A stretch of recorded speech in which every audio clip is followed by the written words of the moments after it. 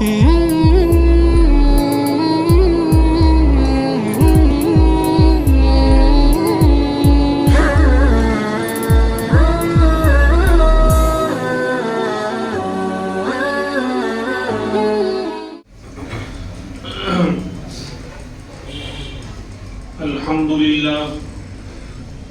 لله كفى وسلام على عباده الذين اصطفى أما بعد فأعوذ بالله من الشيطان الرجيم بسم الله الرحمن الرحيم والذين جاهدوا فينا لنهدينهم سبلنا وإن الله لمع المحسنين فقال الله تبارك وتعالى قل هذه سبيلي أدعو إلى الله على بصيرة أنا ومن اتبعني صدق الله العظيم اللهم صل على سيدنا محمد وعلى آل سيدنا محمد وبارك وسلم اللهم صل على سيدنا محمد وعلى آل سيدنا محمد وبارك وسلم اللهم صل على سيدنا محمد وعلى آل سيدنا محمد وبارك وسلم.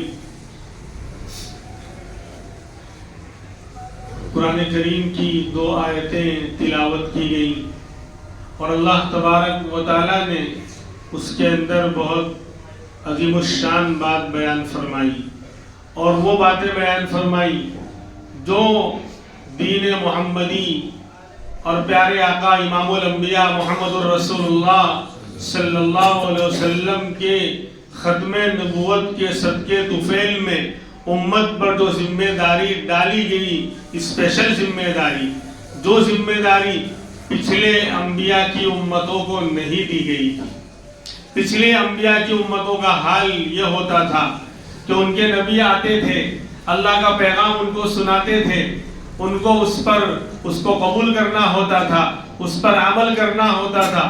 ہاں اکا دکا چلتے پھرتے کسی کو دعوت دے دی ورنہ اسپیشل ان کے اوپر دعوت کی ذمہ داری کہ دوسروں کو دعوت دی جائے دوسروں کو بات پہنچائی جائے یہ پچھلی امتوں پر یہ ذمہ داری اسپیشل طور پر اور فریضے کے طور پر عائد نہیں کی گئی. یہ خصوصیت ہے خاتم الانبیاء والمرسلین امام الانبیاء والمرسلین محمد الرسول اللہ صلی اللہ علیہ وسلم کی کہ آپ کے ختم نبوت کے صدقے طفیل میں کہ آپ کے بعد کوئی اور نبی آنے والا نہیں. اس لیے کار نبوت کا کام نبوت کی ذمہ داری اللہ کے بندوں کو اللہ کی طرف بلانا دعوت دینا اللہ کے بچھڑے ہوئے بندوں کو جو اللہ سے دور ہیں جو نماز سے دور ہیں جو احکام سے دور ہیں جو دنیا کے جھمیلوں میں الجھ کر اپنے اللہ کو بھول بیٹھے ہیں احکام سے ان کا کوئی تعلق نہیں رہا نماز روزہ زکوٰۃ حج کے صرف وہ نام جانتے ہیں اس پر عمل کرنا ان سے بہت دور ہو گیا.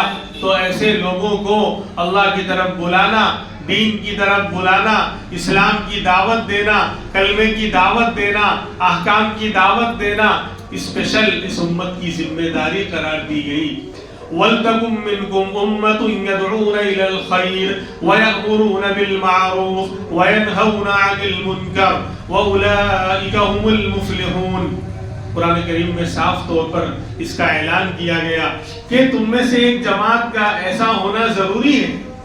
وَلْتَكُمْ مِنْكُمْ أُمَّةٌ کہ تم میں سے ایک جماعت ایسی ہونی ضروری ہے ہر زمانے میں کہ تو خیر کی طرف بلائے خیر کی دعوت دے بھلائی کا حکم کرے برائی سے روکنے والی ہو. تو اسی لیے اس امت کو خیر امت کا لقب ملا. کنتم خیر امۃ اخرجت للناس تأمرون بالمعروف وتنہون عن المنکر وتؤمنون باللہ کہ تم بہترین امت ہو. اس لیے نہیں کہ بڑے بڑے بنگلے بناتے ہو بڑی بڑی فیکٹریاں قائم کرتے ہو اور دنیا میں بڑے بڑے کارنامے انجام دیتے ہو اور غریبوں کی مدد کرتے ہو رفاہی کام کرتے ہو دواخانے کھولتے ہو اور لوگوں میں غریبوں میں پیسے لٹاتے ہو اور غریب کی ہیلپ کرتے ہو. اس لیے نہیں یہ بھی کار خیر ہے. غریب کی مدد کرنا، بیماروں کا خیال رکھنا، دواخانے کھولنا، دوسرے دفاعی کام کرنا، دنیا کی ضرورتوں کو دوسروں کے لیے پورا کرنا، یہ بھی اجر و ثواب کے کام ہیں. لیکن اس امت کو خیر امت کا جو لقب ملا اس لیے نہیں ملا کہ یہ دنیا کے سوشل اور سماجی کام کرتے ہیں، لوگوں کے دنیاوی ضرورتوں کو پورا کرتے ہیں، اس لیے نہیں. تأمرون بالمعروف، کہ کیوں ملا؟ کہ تم بھلائی کا حکم کرتے ہو، بھلائی کی طرف، اللہ کی طرف، توحید کی طرف، نبی کی رسالت کی طرف، احکام کی طرف، نماز روزہ زکوٰۃ کی طرف تم لوگوں کو بلاتے ہو. اور وَتَنْهَوْنَ عَنِ الْمُنْكَرِ، اور برائیوں سے روکتے ہو، گناہوں سے روکتے ہو. چوری نہیں کرنا، شراب نہیں پینا، جوا نہیں کھیلنا، کسی کو قتل ناحق نہیں کرنا، کسی کو ستانا نہیں، کسی کے اوپر ظلم نہیں کرنا، کسی کا مال ناحق طریقے پر ہڑپ مت لینا، کسی کی زمین دبا نہیں لینا، چیٹنگ نہیں کرنا، دھوکہ نہیں دینا، کسی کے ساتھ دھوکہ دہی کا معاملہ نہیں کرنا. جتنے بھی برائی اور گناہ کے کام ہیں تم ان سے لوگوں کو روکتے ہو، اور جتنے بھی بھلائی اور معروف کام ہیں اس کی طرف لوگوں کو بلاتے ہو. اس لیے تم کو کنتم خیر امہ، بہترین امت، خیر امت کا لقب تم کو اس لیے ملا ہے. دنیا کے کام اسلام نے جہاں اللہ کے حقوق اللہ کو بیان کیا ہے، نماز روزہ زکوٰۃ، وہی حقوق العباد کو بھی بیان کیا، بندوں کا بھی حق ادا کرو. لیکن خیر امت اس وقت کہلائے گی یہ امت، بہترین امت اس وقت کہلائے گی یہ امت جب نبوت والے کام کو انجام دے گی. اسی لیے فرمایا قرآن کریم میں قل ہذہ سبیلی ادعو الی اللہ علی بصیرۃ انا ومن اتبعنی. اے پیغمبر، اے محمد الرسول اللہ صلی اللہ علیہ وسلم، آپ اعلان کر دو کیا ہذہ سبیلی، یہ میرا راستہ ہے، یہ میرا راستہ ہے. کون سا؟ ادعو الی اللہ، اللہ کی طرف بلانا، اللہ کی طرف بلانا، اللہ کی توحید کی طرف بلانا، شرک کفر سے نفرت دلانا، ایک اللہ کی عبادت، لا الہ الا ہو، قل هو اللہ احد. اور فرمایا وَإِلَٰهُكُمْ إِلَٰهٌ وَاحِدٌ، تمہارا خدا ایک خدا ہے، ایک اللہ کی طرف بلانا. قل هذه سبیلی، یہ میرا راستہ ہے. پیغمبر سے اللہ کہلوا رہے ہیں کہ نبی اعلان کرو هذه سبیلی، یہ میرا راستہ ہے. کیا؟ ادعو الی اللہ، اللہ کی طرف بلانا، اللہ کی طرف دعوت دینا. ہاں کس کو؟ اس کو بیان نہیں کیا. دیکھیے آپ کن کو بلایا جائے گا. آج اگر قرآن کا صحیح علم ہونا تو آپس کے جھگڑے ختم ہو جائیں. آج امت کا ایک طبقہ یہ کہتا ہے ارے اپنوں میں کیا دعوت دی جائے، ارے دعوت دینا ہو تو غیروں کو جاؤ، نون مسلموں کو، غیر مسلموں کو دعوت دو. یہ بھی غلط. اور جو لوگ یہ کہتے ہیں صرف اپنوں میں دعوت دی جائے گی، غیروں میں نہیں دی جائے گی، یہ بھی غلط. قرآن نے بیان ہی کیا کیا ہے. جہاں ابھی میں آپ کو اصولی طور پر بتاتا ہوں، قرآن و حدیث کا تھوڑا بہت ہم لوگ پڑھتے ہیں، تفسیر جو ہے پڑھتے پڑھاتے رہتے ہیں، اس لیے چھوٹا موٹا علم جو رکھتے ہیں اس کی روشنی میں آپ کو بتا رہا ہوں کہ پورے قرآن میں سورہ فاتحہ سے لے کر سورہ والناس تک جہاں کہیں بھی دعوت کا لفظ آیا ہے، دعوت دینے کا، بلانے کا. اللہ کی دعوت کا معنی بلانا، انوائٹ کرنا، ٹو انوائٹ اینی پرسن، جس کو انگلش میں انوائٹ لکھا رہتا ہے نا، اس پر انوائٹیشن، دعوت نامہ، آمنترن پترک. تو دعوت کے معنی بلانے کے ہیں. دعوت دینا یعنی بلانا، کسی کو مدعو کرنا. تو جہاں کہیں بھی پورا قرآن میں دعوت کا لفظ آیا کہ دعوت دو، اللہ کی طرف بلاؤ، قرآن نے یہ بیان نہیں کیا کہ اس کو بلاؤ. کیوں؟ تاکہ یہ جھگڑا ہی نہ رہے. یہ تو اختلاف وہ لوگ کرتے ہیں جو قرآن سے جاہل ہیں، قرآن کی آیتوں سے، قرآن کے علم سے جو ناواقف ہیں اور جاہل ہیں وہ لوگ لڑتے ہیں. غیروں کو بلایا جائے گا، یس. اپنوں کو بلایا جائے گا، وہ بھی یس. جب جس کی ضرورت ہے اس کو دعوت دی جائے گی، سب کو دعوت دی جائے گی. غیروں کو کلمے کی طرف دعوت دی جائے گی، اور اپنوں کو اعمال کی طرف کیا امت 100% چھوڑو، دین کے جو احکام ہیں 50% بھی اس پر عمل کر رہی ہے. کیا سب سے بڑا فرض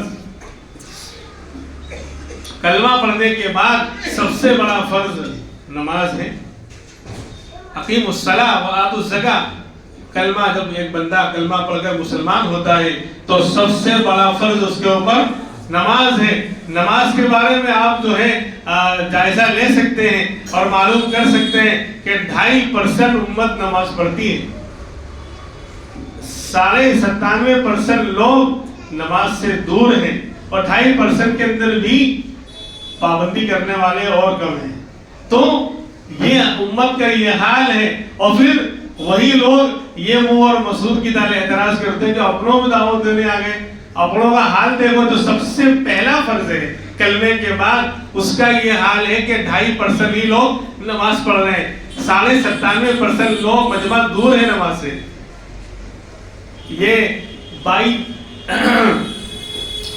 چانس نماز بائی چوائس کر کے بائی چانس پڑھ لیتے. کبھی کوئی مغرب کی پڑھتا ہے تو مغرب کی پڑھتا ہے، کوئی جو ہے عشاء کی پڑھتا ہے تو عشاء کی پڑھ رہا ہے، کوئی کسی کو عصر کی اچھی لگے گی تو عصر کی پڑھ رہا ہے، کسی کو جو ہے ظہر میں جو ہے کھانے آیا تھوڑا بہت لاؤ ورزش ہو جائے گی تو ظہر کی پڑھ رہا ہے.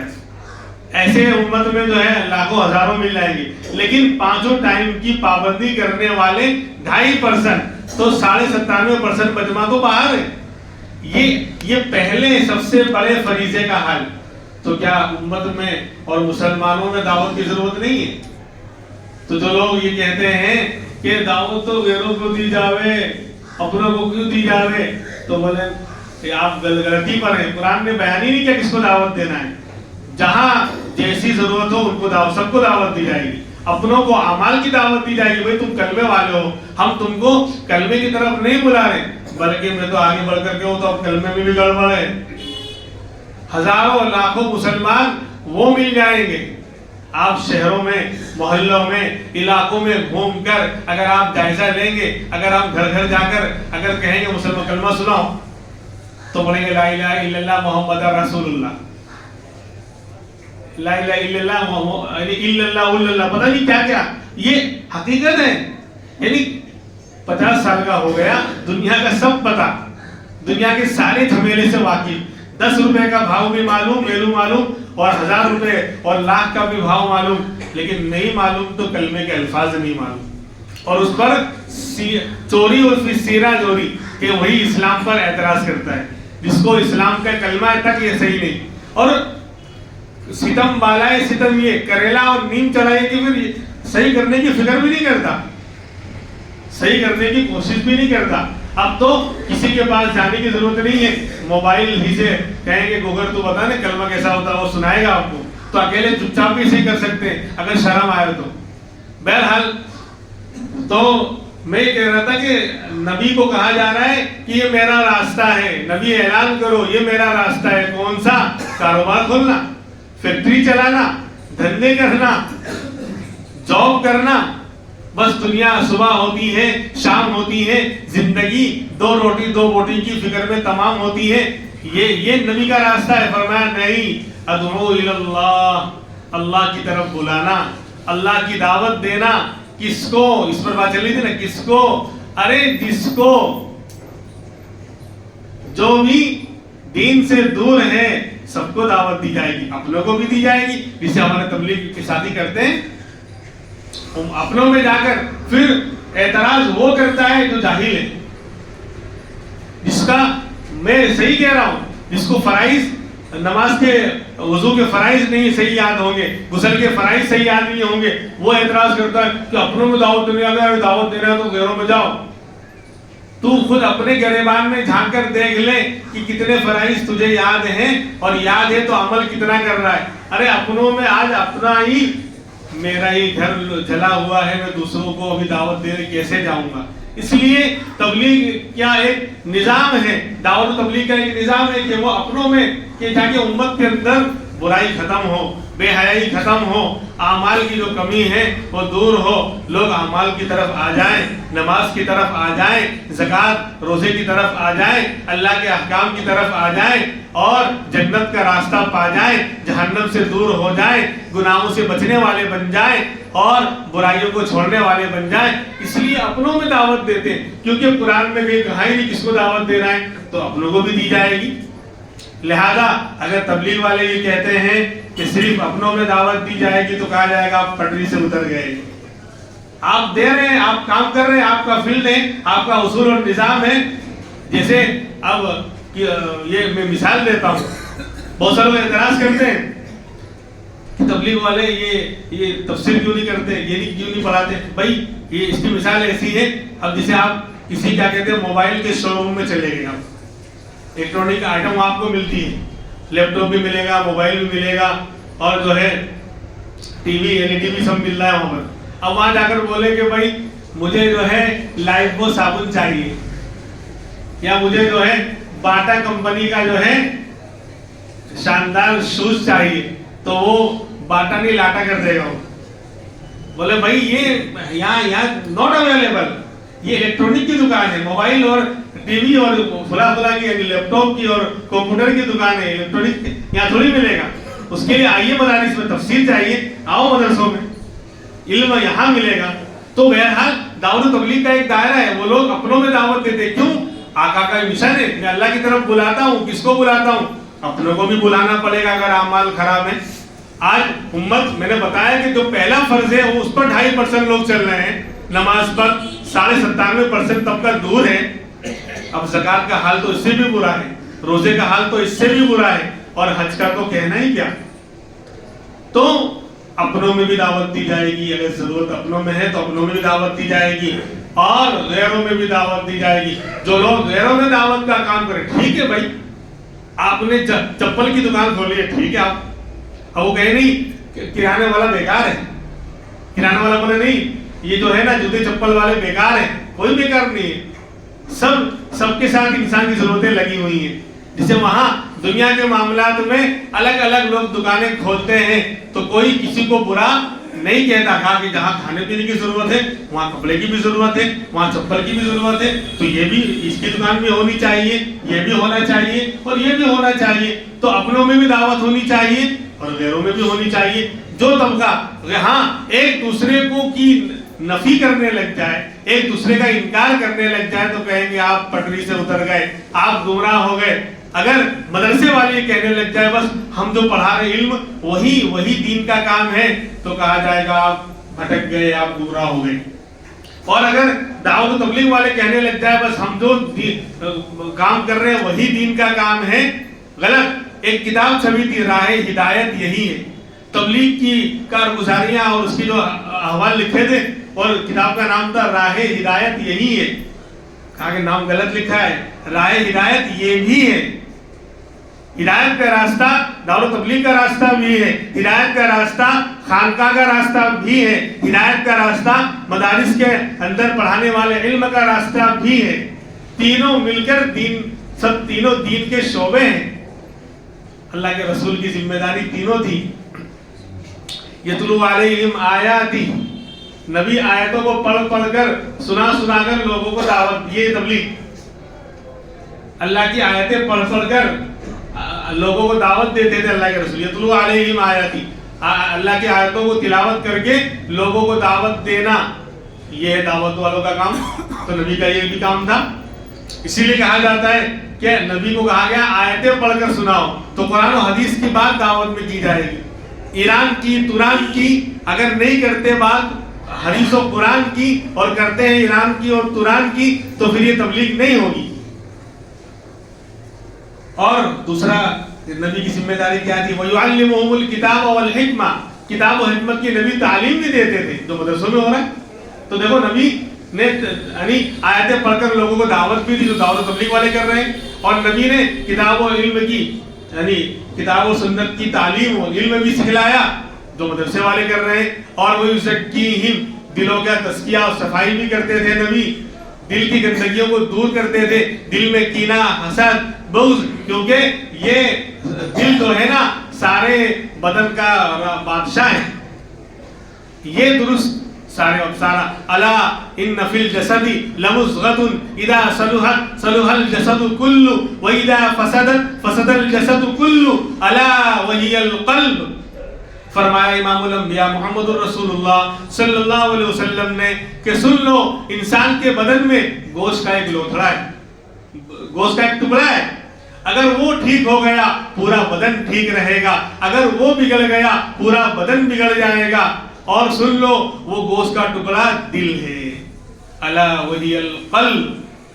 دیکھو دنیاوی یعنی جسمانی اور میڈیکل کے اعتبار سے بھی یہ بات ہے، دل بگڑا پورا بدن بگڑا. اور روحانی اور دینی اعتبار سے بھی بات ہے کہ دل کے اندر اگر برائی آ گئی تو سارے ہاتھ پاؤں بدن کے سارے اعضاء بھی بگڑ جائیں گے. دل میں نیکی اور تقوی ہے، دل میں گندگی نہیں ہے تو بدن سے نکلنے والے، ہاتھ پاؤں سے نکلنے والے، زبان سے نکلنے والے اعمال اچھے ہوں گے. تو بہرحال تزکیہ کرنا، دل کی صفائی تو خانقاہوں میں ہوتا ہے، نبی کی وہ بھی ذمہ ہے. تو تینوں دین کا شعبہ ہے، مدارس کی تعلیم، دعوت و تبلیغ کی محنت، اور خانقاہ میں بیٹھ کر اللہ والے جو اللہ اللہ کی ضربے لگا کر دلوں کی صفائی کرتے ہیں اور تزکیہ کرتے ہیں، یہ بھی جو ہے دین کا شعبہ ہے. بہرحال تو قرآن کریم میں اللہ تبارک و تعالیٰ نے فرمایا والذین جاہدوا فینا لنہدینہم سبلنا. وقت کم ہے، میں نے پہلی آیت پر ہی گھنٹوں نکل جائیں گے، اس کو چھوڑ کر اب دوسری آیت کی طرف چڑھتا ہوں. میں دین کے معاملے میں اللہ کا اصول اور ضابطہ یہ ہے کہ جتنی ہم کوشش کریں گے، جد و جہد کریں گے، محنت کریں گے، اللہ اتنا دین کے معاملے میں ہمیں راستہ کھولتے جائیں گے، ہدایت دیتے جائیں گے، آگے بڑھاتے جائیں گے. دنیا کے معاملے میں ایسا نہیں کہ جتنی محنت کریں گے اتنا پیسہ ملے گا، نہیں. دنیا مقدر اور قسمت پر ہے. اگر دنیا مقدر اور قسمت پر نہ ہوتی تو بے پڑھے لکھے لوگ دنیا کے اعتبار سے جو بالکل بیکورڈ ہے، پیچھے ہیں، وہ لوگ کروڑ پتی اور لکھ پتی نہ ہوتے. آج دیکھو جس کو اپنا نام لکھتے تک نہیں آتا وہ کروڑ پتی بنے ہوئے ہیں، اور جو بیچارہ ایجوکیٹڈ ہے، شاندار، اس نے دنیاوی تعلیم لے رکھی ہے، آج جاب کے لیے، نوکری کے لیے مارا پھر رہا ہے، پریشان ہے. تو دنیا اور رزق کا معاملہ جو ہے، روزی کا معاملہ، وہ مقدر پر ہے، محنت پر نہیں کہ جتنی محنت کریں گے اتنا ملے گا. نہیں، اگر محنت پر ملتا تو 16 گھنٹے، 14 گھنٹے، 12 گھنٹے مزدوری کرنے والا مزدور جو زیادہ محنت کرتا ہے، جو لاریاں کھینچتے ہیں، جو لوڈنگ کھینچتے ہیں اور اپنے اوپر بوجھ اٹھاتے ہیں اور خوب محنتیں کرتے ہیں، 10 12 14 گھنٹے ہم سے زیادہ محنت کرتے ہیں، وہ سب کروڑ پتی ہونے چاہیے.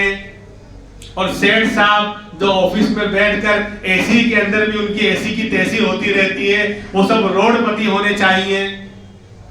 ہاتھ بھی نہیں ہلا رہا ہے، خالی ایک فون گھما رہا ہے اور دن کے لاکھوں ہزاروں کما رہا ہے. کیوں؟ قسمت میں لکھا ہے اس کے اللہ نے مالداری، تو وہ مالدار بنائے. اگر محنت پر ملتا تو مزدور کروڑ پتی جو خون پسینہ 50 ڈگری کے اندر، 45 ڈگری گرمی کے اندر بھی وہ دھوپ میں، سردی گرمی کو سب کو برداشت کرتے ہوئے محنت کر رہا ہے، بوجھ اٹھا رہا ہے اور خون پسینہ ایک کر رہا ہے، وہ کروڑ پتی ہونا چاہیے. نہیں، پتا چلا دنیا مقدر پر ہے. ہاں، اس کا مطلب پھر محنت کرنا چھوڑ دے؟ نہیں، محنت کرنے کا حکم دیا ہے، کہا کہ تم کوشش کرو لیکن دوں گا میں اپنے حساب سے، تمہارے محنت کے حساب سے نہیں. محنت کرنے کے تم ذمہ دار ہو.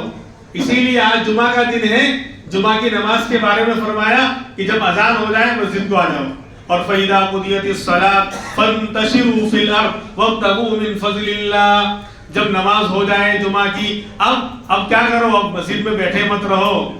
اللہ کو یاد کر لیا، نماز پڑھ لی، ذکر کر لیا، دعا کر لی، نماز ہو گئی، فَإِذَا قُضِيَتِ الصَّلَاةُ فَانتَشِرُوا فِي الْأَرْضِ. اب زمین میں پھیل جاؤ، زمین میں پھیل جاؤ، اور کیا کرو؟ وَابْتَغُوا مِن فَضْلِ اللَّهِ. اللہ کے فضل کو، اللہ کے رزق کو تلاش کرو. اپنا جس کا جو جاب ہے، جس کی جو محنت ہے، جس کا جو کام ہے، اپنے حساب سے، اپنی صلاحیت اور اپنے ہنر اور فن کے حساب سے، روزی کی تلاش میں اب کوشش کرو، تلاش کرو. لیکن دیں گے ہم تو ہمارے حساب سے، جو مقدر میں ہم نے لکھا ہے، تمہاری محنت پر نہیں دیں گے، جتنی محنت اتنا نہیں دیں گے، جتنا ہم نے لکھا ہے اتنا ملے گا. سناری بات. اور دین کا معاملہ محنت پر ہے. دین کا معاملہ انسان جتنی محنت کرے گا نیک بننے کی، اعمال کی طرف آنے کی، اللہ سے تعلق قائم کرنے کی، گناہوں کو چھوڑنے کی، اللہ اس کو نوازتے جائیں گے. بلکہ انسان دین کے معاملے میں کوشش کرے گا، ایک بارش اللہ نوازیں گے ایک ہاتھ. ہے حدیث میں من تقرب الیہ شبرا قربت الیہ باعا. حدیث پاک میں ہے کہ جب میرا بندہ میری طرف ایک بالش آگے بڑھتا ہے، میں اس کی طرف ایک ہاتھ آگے بڑھتا ہوں. جب میرا بندہ میری طرف جو چل کر آتا ہے تو میں اس کی طرف دوڑ کر آتا ہوں. تو دین کے معاملے میں دین محنت پر ہے، دین مشقت پر ہے. آج ہم نے الٹا کر دیا ہے. کیا؟ دین کو مقدر پہ چھوڑ دیا اور دنیا کو محنت پر چھوڑ دیا. ہاں، صبح ہوتی ہے، شام ہوتی ہے، زندگی دو روٹی دو بوٹی کی فکر میں تمام ہوتی ہے. صبح سے لے کے شام تک، بلکہ رات تک یہی فکر، محنت محنت محنت. یعنی جانوروں کی طرح لوگ محنتیں کرتے ہیں. اور دین کے معاملے میں بھی چلا جا، نماز کی طرف چلا جا، دین کی طرف، ارے اللہ توفیق، اللہ نے مقدر میں لکھا ہوگا تو پڑھ لیں گے، اللہ توفیق. الٹا. تو کاروبار کے معاملے میں کیوں نہیں بولتا کہ اللہ نے مقدر میں لکھا ہوگا تو دکان کھولنے جاؤں گا، نہیں تو نہیں جاؤں گا. اللہ نے مقدر میں لکھا ہوگا تو جاب پر جاؤں گا. اللہ نے مقدر میں لکھا ہوگا تو ہاتھ جو ہے کھانے کی طرف بڑھاؤں گا اور لقمہ توڑ کر منہ میں ڈالوں گا. وہاں کیوں؟ حالانکہ وہ مقدر ہے، وہ مقدر پر ہے. انسان روزی کو اگر نہیں لے گا تو اللہ جوتے مار کر بھی دلوائیں گے. یہ بھی ہے، جو ہمارے مقدر میں ہے وہ ہمیں مل کر رہے گا. اور دین مقدر پر نہیں، دین مشقت اور محنت پر ہے. والذین جاہدوا فینا لنہدینہم سبلنا. جو لوگ ہمارے دین کے راستے میں جد و جہد کرتے ہیں، محنت کرتے ہیں، مشقت اٹھاتے ہیں، قربانیاں دیتے ہیں، ہم ان کو ضرور ہدایت دیں گے، ان کے لیے راستے کھولتے جائیں گے. ہماری رحمت ان سے، ان کی کوشش سے زیادہ ان کی طرف متوجہ ہوگی. تو دین کو اللہ نے محنت اور مشقت پر رکھا ہے. آج بندہ اس کے لیے محنت نہیں کر رہا. اور تو اپنی فکر کرنا یہ ہر مسلمان کی ذمہ داری ہے. یا ایھا الذین آمنوا قوا انفسکم واہلیکم نارا. اے ایمان والو، بچاؤ اپنے آپ کو اور اپنے گھر والوں کو جہنم کی آگ سے. کیا منظر کھینچا ہے جب آگ لگی ہو، افراتفری کا ماحول ہو ہر طرف. ابھی آپ نے دیکھا اللہ کی لاٹھی میں آواز نہیں ہوتی. بہت فخر کر رہے تھے، بڑے تکبر کے بول رہے تھے. تکبر اور کبریائی اور بڑائی میرے رب کی شان ہے، میرے رب کی چادر ہے. اللہ نے فرمایا الکبریاء ردائی. تکبر اور بڑائی میری چادر ہے، میں اس کو اوڑھوں گا. کوئی تکبر کرے گا، بڑا بننا چاہے گا، اس کو اس کی اوقات میں دکھلا دوں گا. دکھلایا نہیں دکھلایا؟ وہ بہت بڑی ایکٹرز تھی. اس نے کہا تھا کہ ہم ایسی دنیا میں ہیں، کیلیفورنیا ایسی جگہ میں ہے کہ جہاں گوڈ آ ہی نہیں سکتا. گوڈ کی ایکٹیویٹیز، خدا کی یعنی کوئی اسکیم چل نہیں سکتی ہمارے اوپر. کیسی چلائی؟ دنیا کا سب سے زیادہ یعنی مہنگا شہر. سارے الیکٹرانکس آئٹم جو کمپیوٹرز وغیرہ ہیں کیلیفورنیا کے اندر سب سے زیادہ بنتے ہیں. دنیا کا یعنی سب سے ہائی لیول کا وہ ملک اور شہر تباہ ہو گیا. منٹوں میں، چند گھنٹوں میں اللہ نے تباہ کر کے رکھ دیا. میرے رب کی طاقت ہم نہیں جانتے میرے بھائیوں. اللہ بڑے وہی تو کہا جا رہا ہے. یہ جو آج بیان کا مقصد یہی ہے، اللہ کی طرف آ جائیں، محنت کر لیں، اپنے آپ کو جہنم کی آگ سے بچا لیں. جسے آگ لگی ہوئی ہو تو انسان کیسے بھاگے گا؟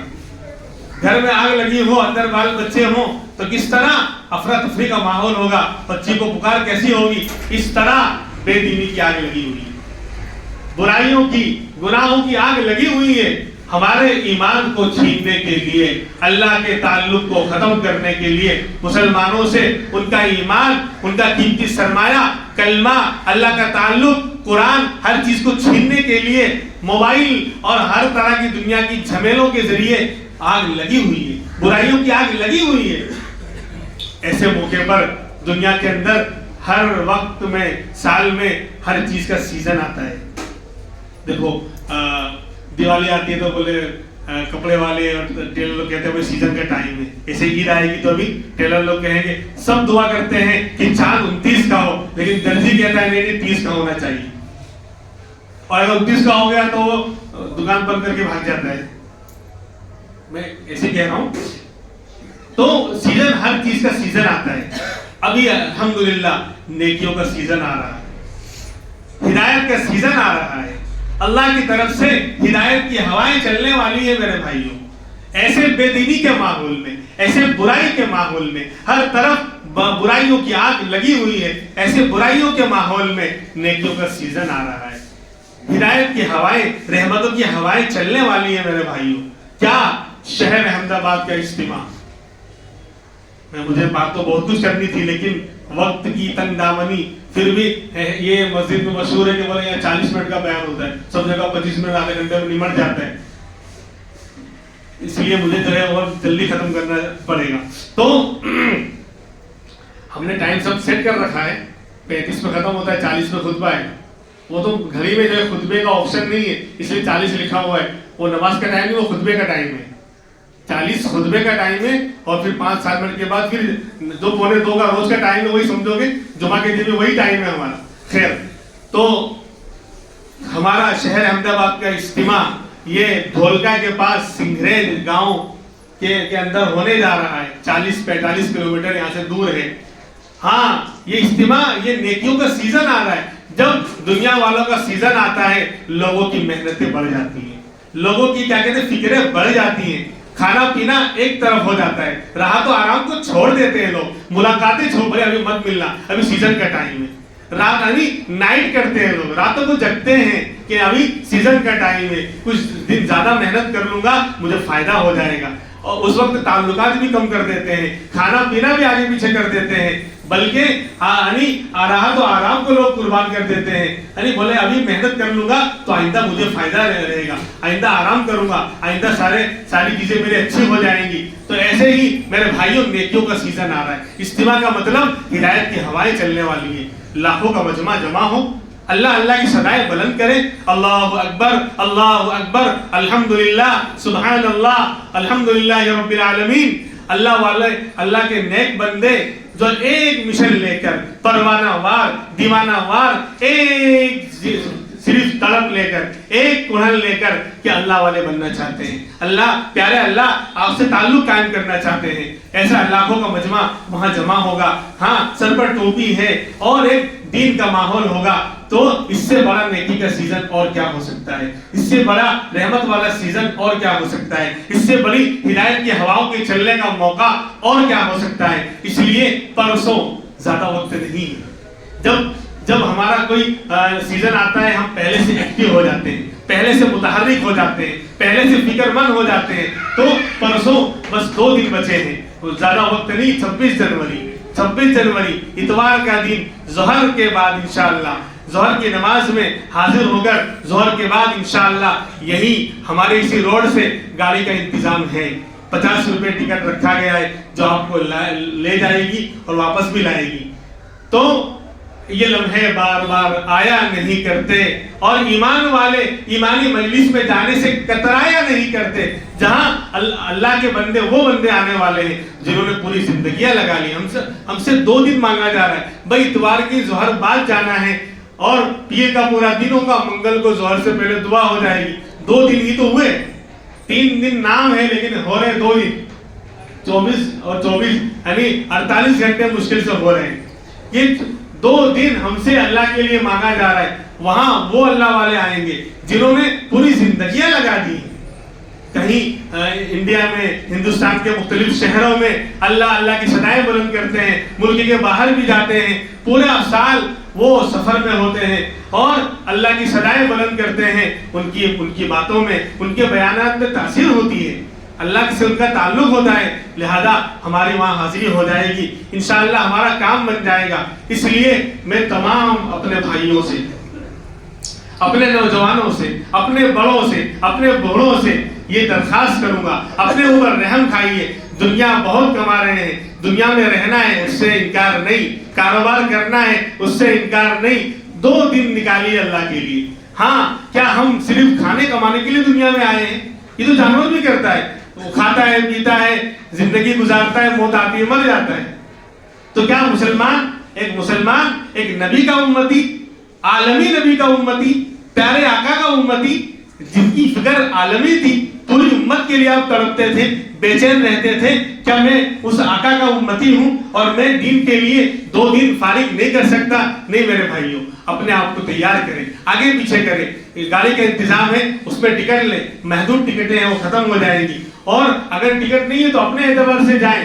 آج کل تو لوگوں نے فیشن بنا رکھا ہے، کھیڑا کھانے جاتے ہیں، وہ اتنا ہی پڑتا ہے، اس سے زیادہ دور نہیں ہے، ہر سیٹرڈے کی نائٹ یا ہر سنڈے کی نائٹ لوگ کھانے پینے جاتے ہیں۔ تو دین کے لیے اگر اس میں نہیں جاتے اپنی سواری سے جائیں، لیکن ضرور جائیں۔ اگر پورا 2 دن لگائے تو بہت اچھا، نہیں تو کم سے کم جو اللہ توفیق دے ضرور حاضر ہوں۔ ہاں، یہ لمحے بار بار نہیں آتے، ہدایت کی ہوائیں چلیں گی، انشاءاللہ کوئی بات اللہ نے ہمارے لیے جو ہے ہدایت کے لیے رکھی ہوگی، ہم نے سن لی اور اللہ نے جو ہے راستہ کھول دیا، ہمارا کام ہو جائے گا۔ اور میں یہ کہوں گا کہ جائیں تو بیان میں بیٹھیں، پیچھے نہ بیٹھے رہیں۔ آج فیشن بنا رکھا ہے، اس وقت یعنی جب بیان ہو رہا ہے تو لوگ جو ہے نا موبائل سے کیا کہتے ہیں ریکارڈنگ کر رہے ہیں، ویڈیو اتر، تو ابھی نہیں سن رہا ہے، بعد میں کیا خاک سنے گا؟ ابھی لائیو اللہ کی رحمتیں اتر رہی ہیں، بعد میں وہ فائدہ نہیں ہوتا۔ لائیو میں جو فائدہ، ابھی آپ بیٹھے ہیں، میں آپ کے سامنے بات کر رہا ہوں، لائیو کے اندر تو اللہ کی رحمتیں ہوتی ہیں، اس میں کہنے والے کا کمال نہیں، سننے والوں اللہ کا کمال ہے کہ اللہ لائیو چیز پر جو ہدایات، جو رحمتیں اللہ اتارتے ہیں وہ بعد میں نہیں، فائدہ ہوگا اس سے انکار نہیں، بعد میں بیان سن، لیکن لائیو بیان میں سامنے بیٹھ کر، مجلس میں جا کر، اللہ والوں کی صحبت میں بیٹھ کر جو فائدہ ہوتا ہے وہ بعد میں نہیں ہوتا۔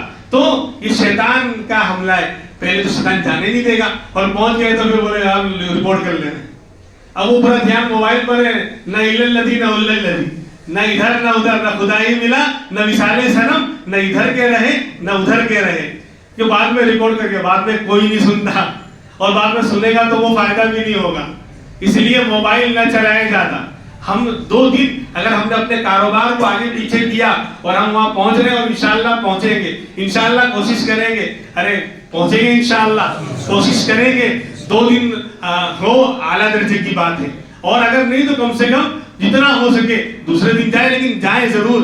اور وہاں کوئی فیشن نہیں ہے کہ کوئی کیا کہتے ہیں وہ کوئی میلہ لگا تھا، وہ میلے میں گئے تھے اور بیٹھ کے گھوم رہے تھے، نہیں، مجلس کو اٹینڈ کریں، دھیان سے آگے بیٹھیں، پیچھے تو لوگ موبائل چلاتے ہیں اور مستیاں کرتے ہیں، بلکہ بعض مرتبہ ہم بعد میں پہنچتے ہیں نا تو بیان سننا مشکل ہو جاتا ہے، موبائل چلا رہے ہیں، مستی کر رہے ہیں، یعنی کیوں آئے پتہ ہی نہیں ہے، شیطان تو ہے آنے نہیں دیتا اور آ گئے تو سننے نہیں دیتا، اس لیے موبائل کو بھی جو ہے طلاق دے دیں جب تک بیان شروع ہو، یعنی طلاق رجعی دے دیں، ایک دم سے طلاق نہیں 3 والی کہ پھر واپس رجوع نہ کر سکے۔